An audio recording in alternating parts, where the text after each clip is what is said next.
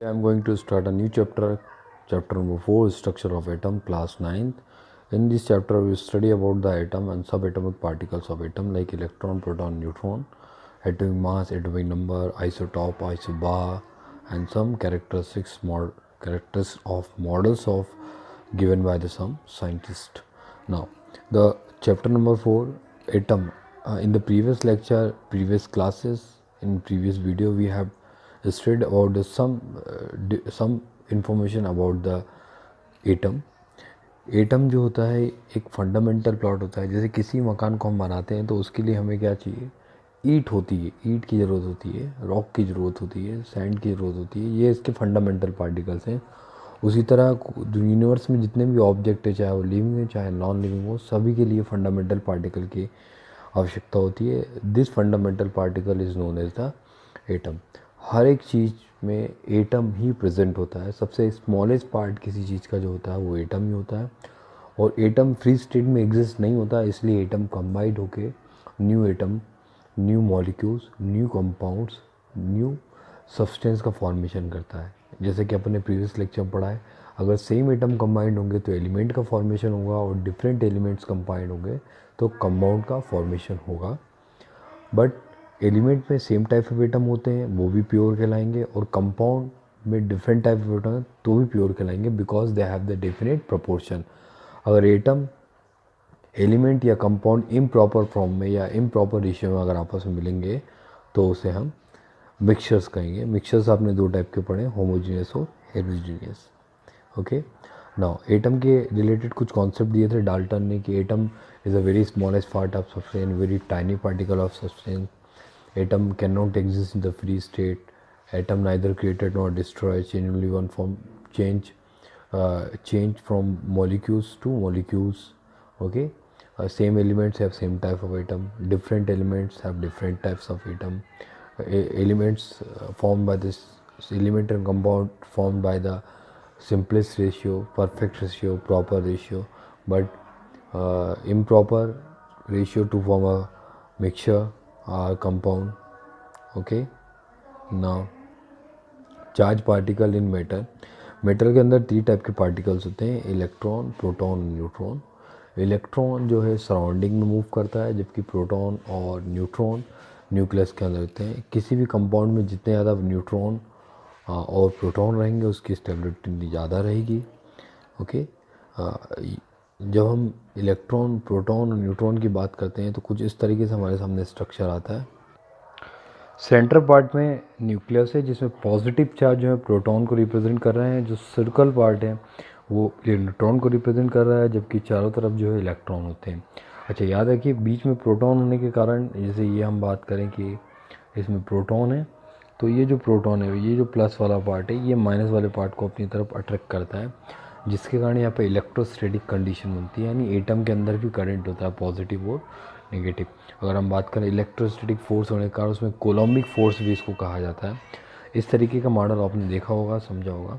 अच्छा, प्रोटॉन के बीच में न्यूट्रॉन्स होते हैं, और जितने ज़्यादा न्यूट्रॉन्स होंगे उसकी स्टेबिलिटी ज़्यादा होगी, क्योंकि प्रोटॉन अगर पॉजिटिव है तो उनके बीच में रिपल्शन होगा तो न्यूक्लियस ब्रेक हो सकता है. बट न्यूक्लियस को ब्रेक होने से रोकने के लिए उसमें प्रोटॉन के बीच में न्यूट्रॉन्स प्रेजेंट होते हैं जो उसकी स्टेबिलिटी को बनाने का काम करते हैं. ओके. इलेक्ट्रॉन जो है सराउंडिंग मूव करते रहते हैं. जितने इलेक्ट्रॉन मूव करेंगे उतना ज़्यादा इसमें इलेक्ट्रोस्टैटिक फोर्स काम करेगा.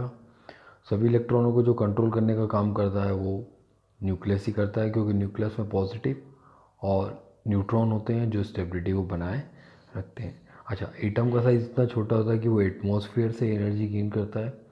एटमॉस्फेयर से एनर्जी गेन करने का इलेक्ट्रॉन कंटिन्यू रोटेट करते हैं. जैसे हमको मूवमेंट करने के लिए एनर्जी की ज़रूरत होती है, जिसके लिए हम फूड खाते हैं, उसी तरह इलेक्ट्रॉन को रोटेट करने के लिए भी एनर्जी की ज़रूरत होती है. बट एटमॉस्फेयर में इतनी एनर्जी है, सनलाइट है, थर्मो एनर्जी है ना, ग्रेविटी के कारण एनर्जी है, तो वो सब एनर्जी के कारण इलेक्ट्रॉन ईजिली रोटेट करते हैं एटम के अंदर. क्योंकि एटम का साइज़ बहुत छोटा है तो उसकी कंपैरिजन में इलेक्ट्रॉन का साइज़ तो और ज़्यादा छोटा होता है. ठीक है.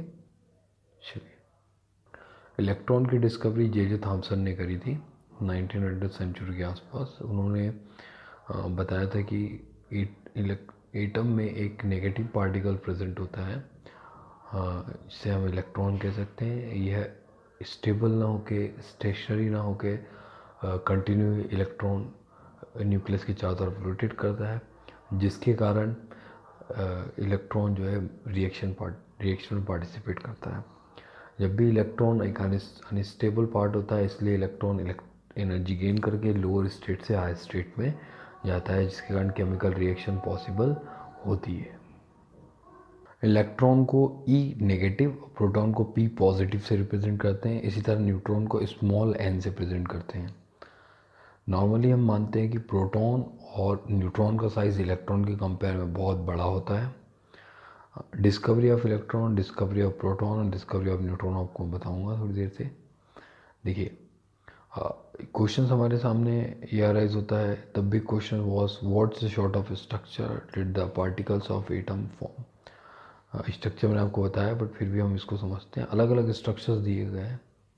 What are the canals ray, if an atom contain one electron and one proton will it carry any charge or not. तो डेफिनेटली जब एक उस पर एटम पे अगर एक प्रोटॉन और एक न्यूट्रॉन होगा, एक प्रोटॉन एक इलेक्ट्रॉन अगर होगा, तो उसकी स्टेबिलिटी नहीं होगी और वो इलेक्ट्रोस्टैटिकली अनस्टेबल हो जाएंगे। यानी न्यूट्रॉन का होना कंपलसरी है। अगर हाइड्रोजन की बात करें तो हाइड्रोजन में एक प्रोटॉन और एक इलेक्ट्रॉन होता है। नाइट्रोजन नहीं हो, न्यूट्रॉन नहीं होता है, जिसके कारण उसकी स्टेबिलिटी नहीं होती है। चलिए, ये व्हाट आर द केनाल्स रे, इसको हम समझते हैं। Take a glass tube,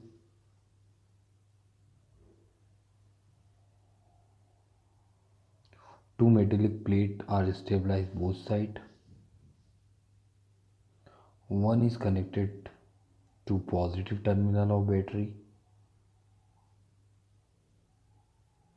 and another is connected to negative terminal of the battery. Positive terminal of battery work as anode and negative terminal of battery work as cathode. Then passing electricity, some electron emitted from anode, some electron emitted from cathode move toward the anode because anode has the positive charge. देखिए, एक glass tube ले लीजिए, उसके अंदर gas भर दीजिए और दो प्लेट को कॉर्नर पे स्टेब्लिश करके वन प्लेट को पॉजिटिव टर्मिनल से बैटरी कनेक्ट कर दीजिए, सेकंड को नेगेटिव टर्मिनल से कनेक्ट कर दीजिए। यहाँ देखिए, जैसे ये नेगेटिव चार्ज है और इस प्लेट के ऊपर भी नेगेटिव चार्ज होने के कारण इसके अंदर जो इलेक्ट्रॉन होंगे मूव करेंगे, बाहर निकलेंगे और क्या एनोड की तरफ मूव करेंगे, क्योंकि एनोड पे पॉजिटिव चार्ज है, पॉजिटिव अट्रैक्ट करेगा। तो कैथोड से इलेक्ट्रॉन निकल के एनोड को जाते हैं। ये एक रेस की फॉर्म में होते हैं, एक दूसरे पैरेलल होते हैं, इंटरसेक्ट नहीं करते हैं, इलेक्ट्रिक और मैग्नेटिक फील्ड के कारण अफेक्टेड होते हैं, इसलिए इन्हें ही कैनाल रे, कैथोड रेस कहा जाता है।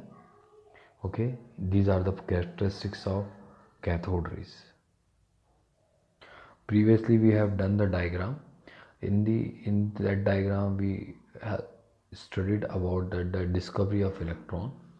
Now this discovery of electron is known as the cathode rays. Now canal ray discovery of proton होता है। सेम करना है हमें। यहाँ पे एक ग्लास ट्यूब लेना है, एक साइड प्लेट पॉजिटिव चार्ज, एक साइड नेगेटिव चार्ज।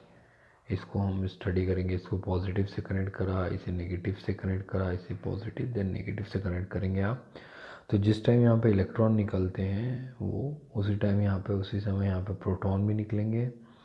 यहाँ पे बीच में एक फ़िल्टर लगा होता है जो इसमें इस साइड से केवल प्रोटॉन को फ़िल्टर होके कैथोड की तरफ मूव करने देता है और ये वाला सेम इलेक्ट्रॉन को फ़िल्टर होके एनोड की तरफ मूव करने देता है। तो इस तरीके से एनोड से प्रोटॉन निकलते हैं और कैथोड से इलेक्ट्रॉन निकलते हैं। कैथोड से जब इलेक्ट्रॉन निकलते हैं तो उन्हें कैथोड रेस कहा जाता है, और जब एनोड से इलेक्ट्रॉन निकलते हैं तो उस प्रोटॉन निकलते हैं तो उसे कैनाल रेस कहा जाता है। These are the characteristics. और they always move in a straight line, they don't require any medium, they always travel in a straight line, they don't intersect each other affected by the electric and magnetic field because charge is present, they consist some mass. Okay, thank you। जब लोगों को ये नहीं मालूम था कि atom क्या है, या डाल्टन की थ्योरी नहीं आई थी, या लोगों ने अपने अपने हिसाब से अंदाज़ा लगाया था कि कौन सी चीज़ क्या है।